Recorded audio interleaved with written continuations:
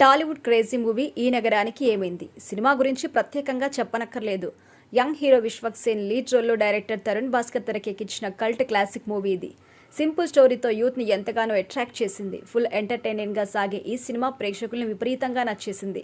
అయితే ఈ cinema release అయిన స్టార్టింగ్ లో టార్గెట్ ఆడియన్స్ ని పెద్దగా కనెక్ట్ కానప్పటికీ మీమ్స్ వల్ల ఈ సినిమా నెట్టింట ఎంతో పాపులర్ అయింది.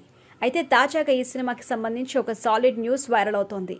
త్వరలో ఈ సినిమా సీక్వెల్ ని రూపొందించేందుకు మేకర్ సిద్ధంగా ఉన్నట్టుగా తెలుస్తోంది. త్వరలో దీనికి సంబంధించిన షూటింగ్ కూడా స్టార్ట్ కాబోతుందట.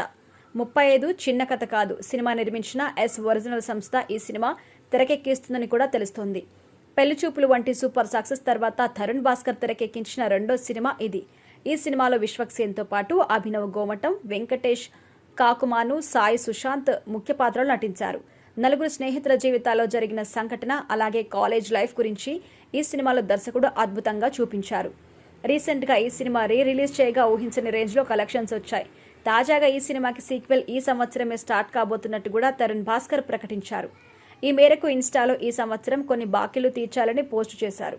ప్రస్తుతం ఈ పోస్ట్ వైరల్ అవుతోంది. ఈ సినిమా సీక్వెల్లో ఫస్ట్ పార్ట్ బ్యాచ్ తోనే తీస్తారా లేదా ఫ్రెష్ గ్యాంగ్ ని సెలెక్ట్ చేస్తారా అన్నది తెలియాల్సి ఉంది.